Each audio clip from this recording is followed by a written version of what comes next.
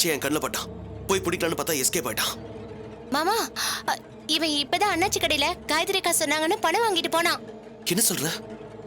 ஆமா மாமா, நான் அண்ணாச்சி கடையில பொருள் வாங்கிட்டு இருந்தப்போ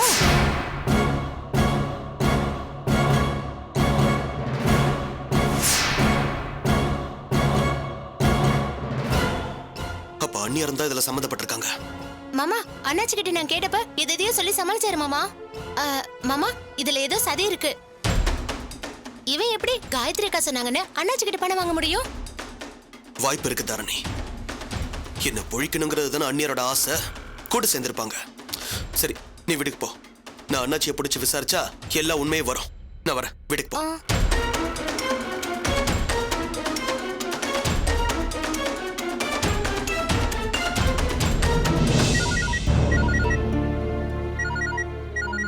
பெரிய மாமா போன் அடிக்குது. மாமா குளிச்சிட்டு இருக்காரே. நான் அன்னபூரணி பேசுறேன். சம்பந்தி, ஒரு முக்கியமான விஷயம், கொஞ்சம் கவனமா கேளுங்க. நான் சொல்றத கேட்டு நீங்க கோச்சிக்க வேண்டாம். சம்பந்தி அம்மா இப்ப எங்க வீட்டுல தான் இருக்காங்க. என்ன, அத்தை அங்கதான் இருக்காங்களா? இது தெரிஞ்ச மாமா. எனக்கு தெரியும் சம்பந்தி. அவங்க உறவு வேண்டான்னு சொல்லி கேட்காம இருந்த உங்க தங்கச்சியையே ஒதுக்கி வச்சவர் நீங்க. அதே மாதிரி நீங்க கோவப்பட்டு எங்களையும் அந்த மாதிரி நீங்க ஒதுக்கி வச்சிட வேண்டாம். என்ன இருந்தாலும் உங்க பொண்ணு எங்க வீட்டுல மருமகளா வாழறா. யாரையும் வெறுக்கவோ ஒதுக்கவோ வேண்டாம். இன்னும் சொல்ல போனா கணவன் மனைவியா உங்களுக்குள்ள 1000 சண்டை இருக்கலாம். ஆனா ஒரு சம்பந்தியா என்னோட நினைப்பு என்னன்னா, நீங்க 2 பேரும் சந்தோஷமா வாழணுங்கிறது தான். அதுதான் என் ஆசையும் கூட. தயவு செஞ்சு நீங்க தப்பா எடுத்துக்காதீங்க. நான் என் மனசுல உள்ளதுதான் சொல்றேன். தாரணி, போன்ல யாருமா? அன்னபூர்ணி ஆண்டி தான் பேசுறாங்க மாமா. அப்படியா? குடு, என்ன சொல்றாங்க? மாமா, பூர்ணி ஆண்டி சொல்றதை கேட்டு கோவப்பட வேண்டாம். அவங்க நல்லதுக்கு தான் சொல்றாங்க. என்னம்மா சொல்ற? ஆமா மாமா, சரோஜா அத்தைய அவங்க வழியில பாத்திருப்பாங்க போல இருக்கு. அத்தை வருத்தப்பட்டு பேசிருக்காங்க போல. அதான் அவங்க உங்ககிட்ட பேசி அத்தை விஷயமா. என்னது இது? சம்பந்தியம்மா ஏன் இப்படி எல்லாம் பேசுறாங்க? சம்பந்தம் வச்ச காரணத்துக்காக அவங்க ஏன் விஷயத்துல எல்லாம் தலையிடுவாங்களா? என்னக்கா? நான் சொன்னதெல்லாம் கேட்டுட்டு ரொம்ப கோவத்துல இருப்பாரு போல இருக்கு. அமைதியா இருக்காரு. போன கொடு. சம்பந்தி. சம்பந்தி, உங்க கோவம் புரியுது. சம்பந்தி, சரோஜாங்கிறவ என்ன பொறுத்த வரைக்கும் யாரோ எவரோ அவ எங்க இருந்தாலும் எங்க தெரிஞ்சாலும் எனக்கு கவலை இல்ல. அதுக்காக நான் வருத்தப்படவும் மாட்டேன். இது விஷயமா நீங்க பேசுறது எனக்கு வருத்தமா இருக்கு. அவ பேரை சொல்லி யாரு பேசினாலும் எனக்கு கோபம் தான் வரும். தயவு செஞ்சு இத பத்தி பேசாதீங்க. அவ எக்கேடோ கெட்டு ஒழியட்டும்.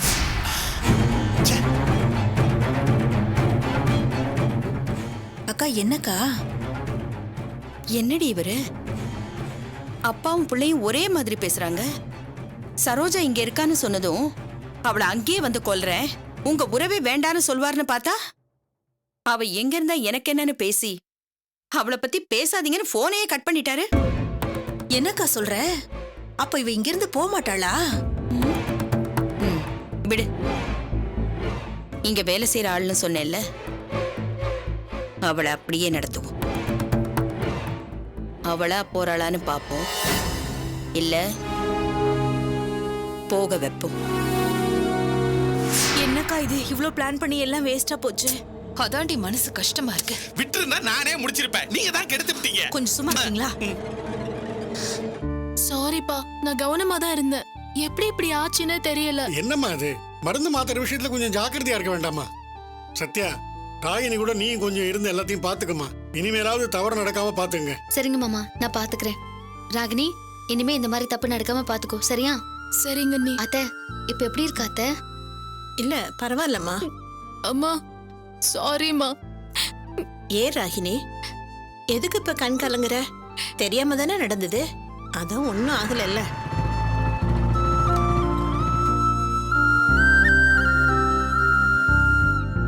அம்மா. பாப்பா. அம்மா, இப்ப எப்படிமா இருக்கீங்க? உடம்பு கொண்டு இல்லையே? ஒண்ணும் இல்லப்பா, டேப்லெட் அதிகமா போட்ட போல இருக்கு. ஏய் ராகினி, நீ தானே டேப்லெட் கொடுத்த, பார்த்து கொடுக்கறது இல்லையா?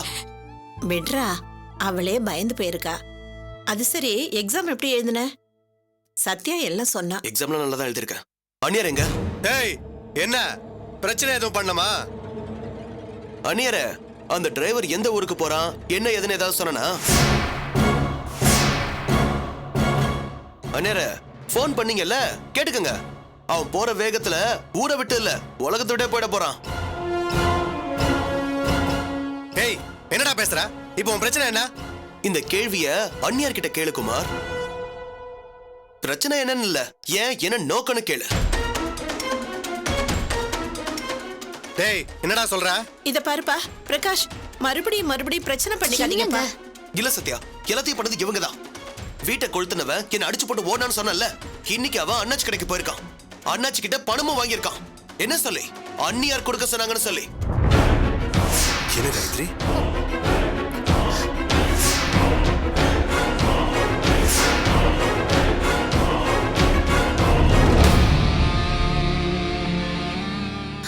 நீ யார சொல்ற, என்ன சொல்றனே தெரியல பிரகாஷ். சும்மா நிறுத்துங்க அண்ணியார.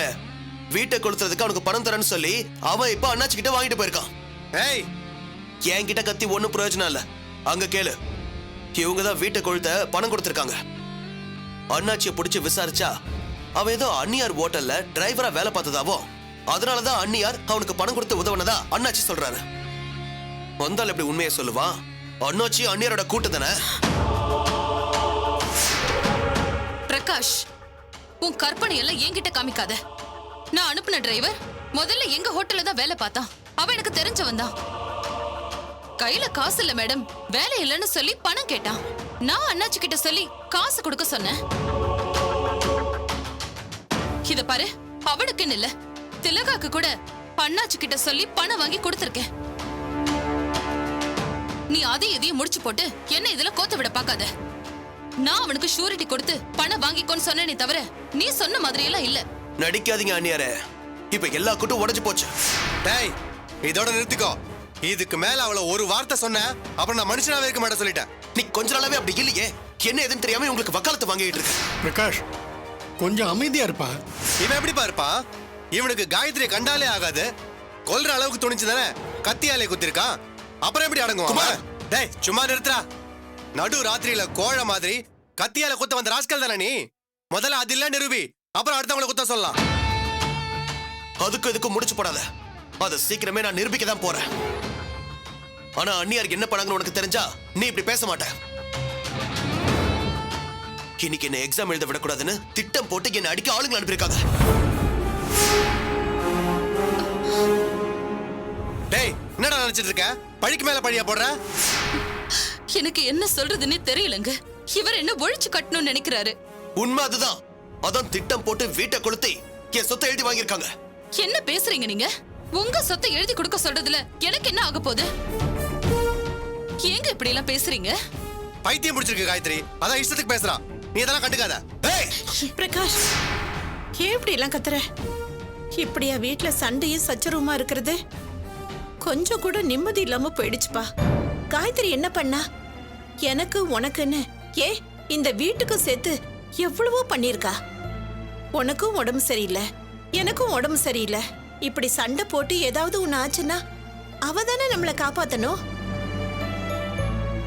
பிரகாஷ், இல்ல சத்யா, இதான் அண்ணியாரோட வெற்றி. எல்லாம் செய்யற இந்த குடும்பத்துக்காக உழைக்கிறேன்னு பிலிம் காட்டிட்டு இருக்காங்க. அதை நாமளும் கண்மூடித்தனமா நம்புறோம். அம்மா, அண்ணியாருக்கு இன்னொரு முகம் இருக்குமா?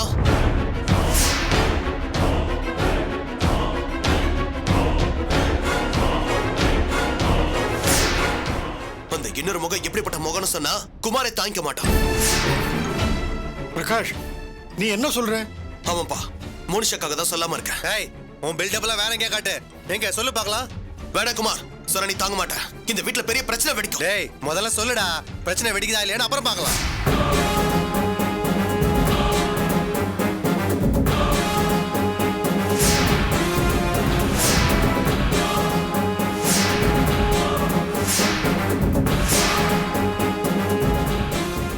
சத்யாவோட சேர்ந்து வாழலான்னு முடிவெடுத்து பீச்ல சந்திக்கிறதுக்கு முன்னாடி சத்யாவை உன் வாழ்க்கையில இருந்து தூக்கி எறி. சொல்லிடுறேன் பிரகாஷ். உன்னையும் சத்யாவை பிரிக்கிறேன்னு காயத்ரி மாதா அப்படி பேச சொன்னாங்க. ஆமா திலகா, இவங்களை சேர்த்து வைக்க நானும் இவனும் ஒரு வழியை யோசிச்சிருக்கிறோம். நம்பரை டயல் பண்ணாம திலகா நைட்டு பேசிட்டு இருந்தீங்கல்ல, நாடகத்தை போட்டு கொடுத்துட்டு ஒளிஞ்சிருந்து ரசிக்கிறீங்களா? ஆமா, சத்யாவையும் ஒன்னையும் பிரிக்க தான் திட்டம் போட்டேன். அதுக்கு தான் இந்த நாடகம் போட்டேன். இப்ப என்ன அதுக்கு? நான் சத்யாவை பார்க்க போறேன், பேச போறேன். எங்க ரெண்டு பேரையும் யாராலையும் பிரிக்க முடியாது. ஆண்டவன் போட்ட முடிச்சு. நான் போயிட்டு சத்யாவோட இங்க வரும்போது நீங்க 3 பேரும் இந்த வீட்டுல இருக்க கூடாது. அண்ணியாரே, நல்லா கேட்டுக்கங்க. உங்களை விட்டு வச்சது எதுக்கு தெரியுமா? குமார் கிட்ட எல்லாத்தையும் சொன்னா நிச்சயமா உங்களை டைவர்ஸ் பண்ணிடுவான். நீங்க என்ன பண்ணுவீங்க? மோனிஷா என் குழந்தைன்னு டிராமா பண்ணுவீங்க. வீடே மோனிஷா மேல பிரியமா இருக்கு. அது எல்லாத்துக்கும் மேல அவ மேல எனக்கும் பாசம் அதிகம். அதான் கொஞ்ச நாள் போகட்டுமேனு காத்துக்கிட்டு இருக்கேன்.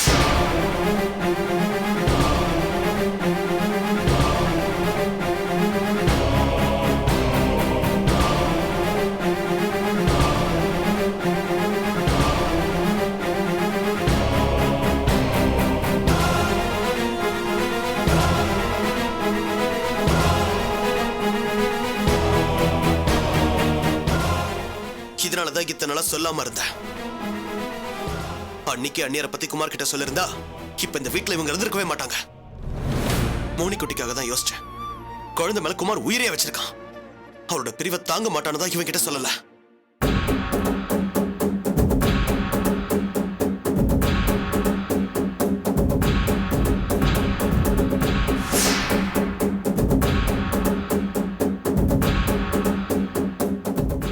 என்னங்க இதான் நடந்தது.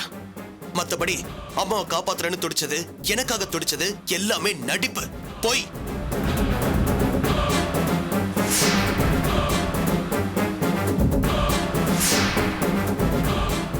என்னக்கா, என்ன இதெல்லாம்? எங்களை பிரிக்க நினைச்சு இத்தனை பண்ணிருக்கீங்களா? இரு காயத்ரி, என்னடா நிறுத்திட்ட? இன்னும் மிச்சம் வச்சிருக்கியா?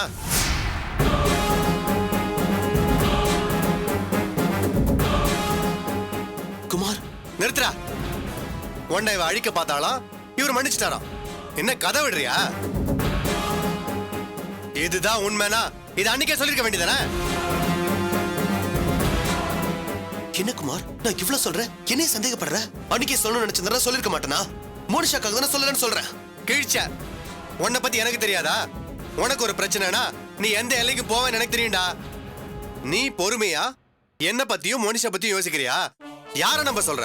ராஸ்கல். குமார், டேய், ஆமாண்டா, நீ எவ்வளவு குத்த வந்த அந்த உண்மை எங்களுக்கு எல்லாம் தெரிஞ்சு போச்சு. இப்போ அதுக்கு கணக்கு திக்க தானே இத்தனை பையன் சொல்ற? இது போதாதுன்னு உஷாராணி வீட்டை கொளுத்த சொன்னா அதுக்கு பணம் கொடுத்தான்னு வேற சொல்ற.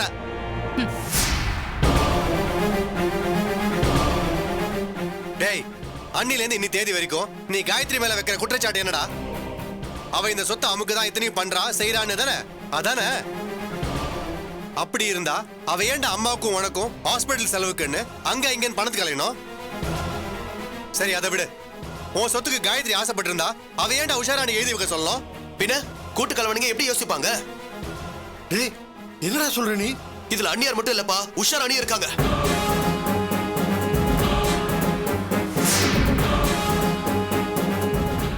என்ன சொல்றீங்க? ஆமா சத்யா, நான் உங்களை போலீஸ்ல மாட்டி விட்டேன்னு என்ன பழி வாங்க துடிச்சாங்க.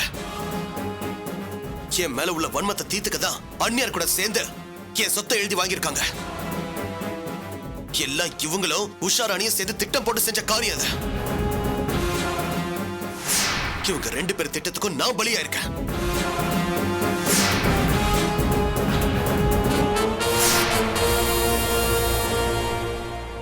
என்னங்க சொல்றீங்க? ஆமா சத்யா, அண்ணியார் பண்ண அத்தனை காரியத்தை சொல்லியும் இவன் நம்பல. ஆனா இன்னும் இந்த வீட்டுல என்னென்னமோ நடக்க போகுது. பொறுத்திருந்து பார், அப்ப தெரியும். டேய், இதுக்கு மேல உனக்கு மரியாதை இல்ல. உன்னாலதானே இந்த வீட்டுல கொலை விடுற அளவுக்கு போயிடுச்சு. உன்னை காப்பாத்திக்க நீ எந்த எல்லைக்கு போவேன்னு இப்ப மறுபடியும் ப்ரூவ் ஆயிடுச்சுடா. இனி உங்ககிட்ட பேசி பிரயோஜனம் இல்ல. காயத்ரி, இவன் உளறலாம் நீ கேட்க தேவையில்ல. பாப்பலாம்.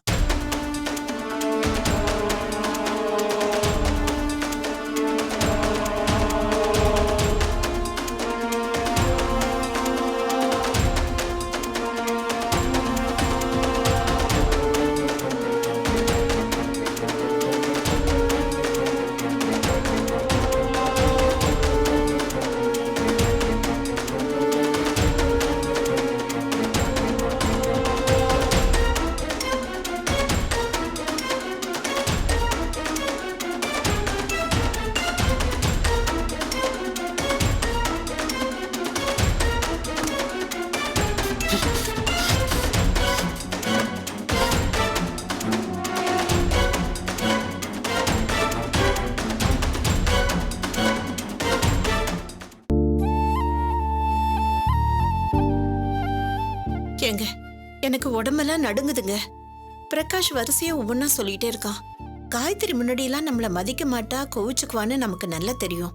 ஆனா அப்படி இருந்த காயத்ரி இப்ப எவ்வளவோ மாறிட்டா. இப்போ பிரகாஷ் சொல்றதெல்லாம் பார்த்தா எல்லாம் நடிப்புன்னு தோணுதுங்க. காயத்ரி இந்த அளவுக்கு திட்டம் போட்டு செய்வாளா என்ன? பயமா ஜானகி, இருக்குங்க. நீ பயப்படுற மாதிரி எதுவும் நடந்திருக்காது. இல்லைங்க, பிரகாஷ் சொன்னதெல்லாம் கேட்டா எனக்கு ஒரு மாதிரியா இருக்குங்க. அப்படியெல்லாம் நடக்கிறதுக்கு வாய்ப்பே இல்ல ஜானகி. என்ன சொல்றீங்க? எந்த நம்பிக்கையில சொல்றீங்க? இத பாரு ஜானகி, முதல்ல நீ பதட்டப்படாத. பிரகாஷ் எப்பவுமே காயத்ரி மேல கோவமா தான் இருக்கான். அந்த வெறுப்புல தான் இப்படி எல்லாம் பேசுறான். மத்தபடி வேற ஒண்ணும் இருக்காது. இத நான் ஏன் சொல்றேன்னா, பிரகாஷ் சொன்ன ஒண்ணும் அவன் கண்ணு முன்னாடி உண்மையாவே நடந்திருந்தா அதை பார்த்துக்கிட்டு அவன் சும்மா இருந்திருப்பானா? இது அவங்க ஒருத்தர் மேல ஒருத்தர் உள்ள வெறுப்புனால வந்த வார்த்தை. இத போய் நீ பெருசா எடுத்துக்கிறியே. எனக்கு என்னமோ பயமா இருக்குங்க. நீ தேவையில்லாம எதையோ நினைச்சு பயப்படுற. அப்படியெல்லாம் எதுவும் நடந்திருக்காது. காயத்ரி அப்படி செய்வாளா? நாம நம்புவோம். இதெல்லாம் நடந்திருந்தா நம்ம குடும்பம், நம்ம பிள்ளைங்க எல்லாம். சேச்சே, நீ நினைக்கிற மாதிரி எதுவும் தப்பா நடக்காது. இப்போ உனக்கு உடம்பு வேற சரியில்லை. எதுக்கு கண்டதையே நினைச்சு மனசை போட்டு குழப்பிக்கிற? நீ படுத்து நல்லா ரெஸ்ட் எடுமா. இப்போ உனக்கு அதுதான் முக்கியம். இதெல்லாம் நடக்கலன்னு சொல்லி ஜானகி எப்படியோ நம்ப வச்சுட்டேன். என் சந்தேகத்தை உறுதிப்படுத்தாத கடவுளே. அப்படியே நடந்திருந்தாலும் இந்த வீட்டுல எந்த பிரச்சனையும் வராம எல்லாத்தையும் சரி பண்ற சக்தி உங்ககிட்ட தான்ப்பா இருக்கு. நான் உன்னைத்தான் நம்புறேன். காப்பாத்து கடவுளே. வீட்ல நிறைய டேமேஜ் ஆயிருக்கு. அதான். வீட்ல நிறைய டேமேஜ் இருக்குங்கிறது எனக்கும் தெரியுங்க. நீங்க அதை சரி பண்ண நியாயமான ஒரு ரேட்டை சொல்லுங்க. அதை தரதுல எனக்கு எந்த தயக்கமும் இல்ல. என்னோட கவலை ஒன்னே ஒண்ணுதான், வீடு பழைய மாதிரி வரணும்.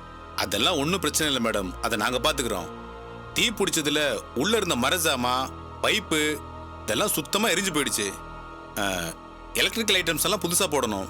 ஓகே, உங்களுக்கு வேணுங்கிற ஐட்டம்ஸ் எல்லாம் ஒரு லிஸ்ட் போட்டு கொடுங்க, ஏற்பாடு பண்ணிடலாம். சரிங்க மேடம்.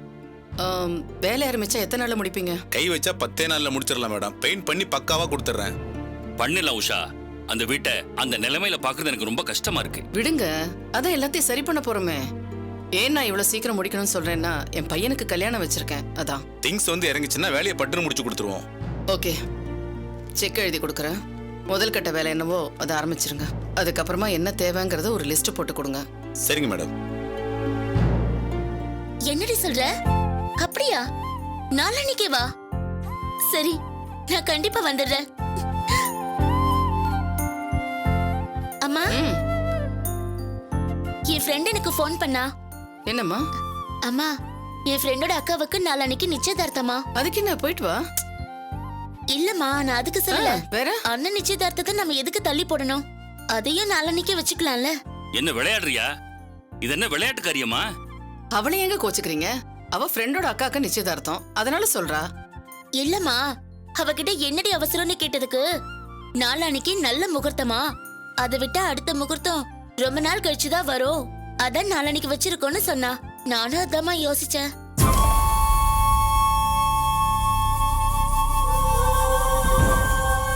இப்பதான் அங்க ஒரு பிரச்சனையும் இல்லையே, பேசி முடிச்சிடலாமே.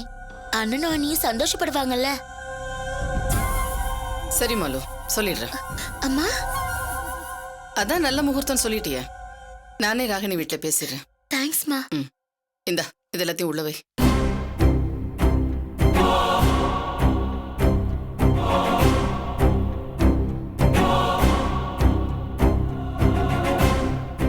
உஷா, மாலினி சொல்றான்ட்டு. இல்லைங்க, ராகினி கூடிய சீக்கிரமே நம்ம வீட்டுக்கு மருமகளா வரணும். நம்ம பண்ற கொடுமையை அனுபவிக்கணும். ஆமாங்க, அவ அண்ணனை கால விழ சொன்னதுக்கு ரோஷமா பேசினால, வரட்டும். கல்யாண பொண்ணா வரணும், நம்ம வீட்டுக்கு மருமகளா வரணும். இந்த வீட்டுக்கு இல்ல, அந்த எரிஞ்ச வீட்டுக்கு தான் கூட்டிட்டு போவேன். எரிஞ்ச ஒவ்வொன்னத்தையும் காட்டி அவளை அழ வைப்பேன். விட மாட்டேங்க. எனக்கும் நினைக்க நினைக்க ஆத்திரமா வருது. பின்ன என்னங்க, அவளுக்கு அவ அண்ணன், அவனோட மரியாதை தான் முக்கியம்னா, அப்ப அசிங்கப்பட்ட நீங்கன்னா, அவ வாழ்க்கையை விட அவளோட அண்ணன் முக்கியமாயிட்டான்ல. பார்த்துக்கிட்டே இருங்க. அவ சப்போர்ட் பண்ணி பேசின அண்ணனுக்காக ஒவ்வொரு நாளும் அழப்போறா. ஏண்டா நம்ம வீட்டை எரிச்சோன்னு பிரகாஷ் ஒவ்வொரு நாளும் துடிக்கணும். நம்ம வீடு கருகி நாசமான மாதிரி ராகினி வாழ்க்கையும் ஆகணும்.